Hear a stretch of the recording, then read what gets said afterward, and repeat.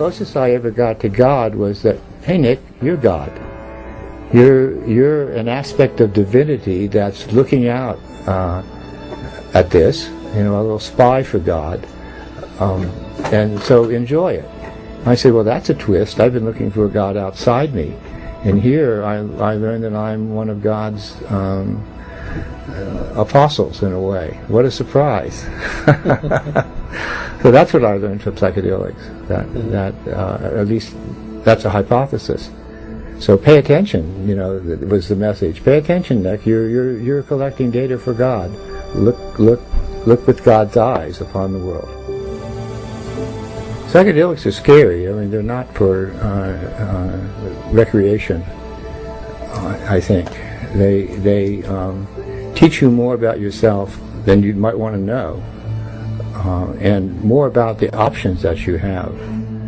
I mean, there is this everyday world, but you can be in a place where there is no you and still perceive the world.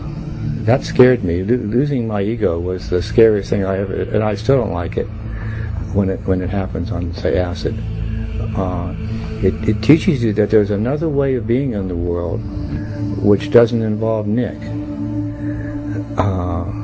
And that maybe a lot of kinds of consciousness are like this. They don't have any center. They're just there, perceiving. So you learn a lot about possibilities in taking these drugs, about the different kinds of configurations mind can be in, that are very different from this. So it's a type of research, I think.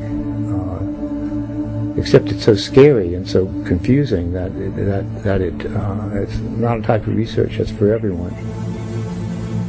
My first real psychedelic was morning glory seeds. About 1 seed per microgram, so that means you have to ingest hundreds of them to get a really good experience. With vomiting and pains in the legs and the usual stuff. Plant material, right? But you don't hear too many people using morning glory seeds these days. It's horrible. It's worse than peyote taste. It's worse than ayahuasca. I still could taste them in my throat. Ugh. Disgusting taste, morning glories. Not recommended. But it's a good trip. It really will. The best acid I had was the equal of that morning glory trip. And I think the main thing I learned about that are the type of mind states you can have and still not die, and then come back to this one. The options that are available for experiencing the world. I never realized there were so many options. Most of them not viable to live in the real world. You couldn't live without an ego and survive in this world unless people took care of you. You'd be sitting here like they do with the gurus in India, who have transcended. It's funny that all of these things are lumped under one label, drugs. I come from a sort of a peasant family. Both my parents were farmers and were just immigrants, basically. And when my mother found out that I was in California, that I took drugs, it broke her heart.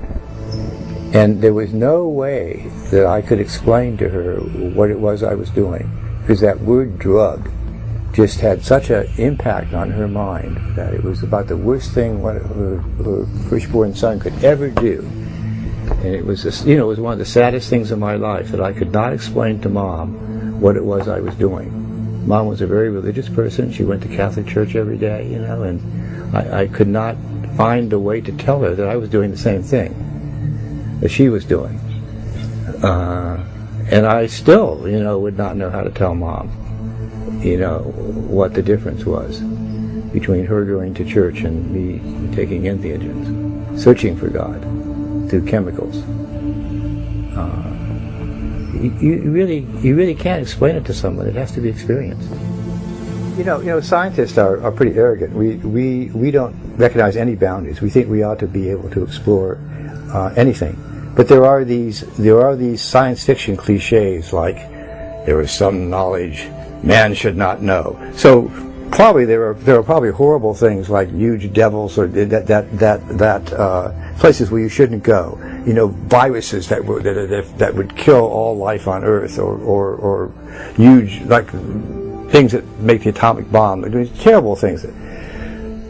So what does our society has a right to make those things not investigatable by science because they're too dangerous. So our society decides that among those things is marijuana.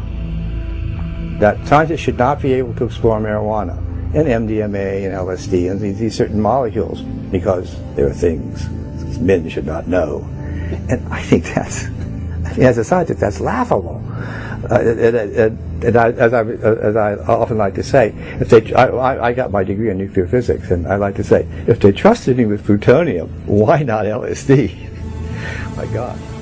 But also, in addition to that, I think that after a certain age, you know, I think it's really ridiculous that they won't allow terminal cancer patients to take whatever fucking drug they want. I mean, you can't argue it's going to be, if you're going to die anyway, why can't you take any drug you like?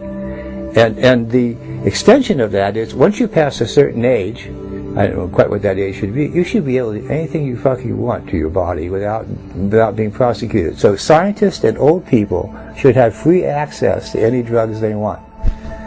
I think I qualify in both counts. So, but you know, our society, I don't even think that's enlightened. I think that's common sense.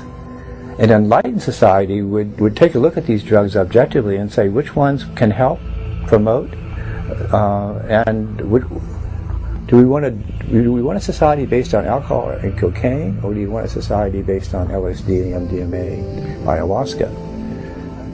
Which of the drugs we're going to promote? And our society's picked, for some reason, the absolute worst drugs.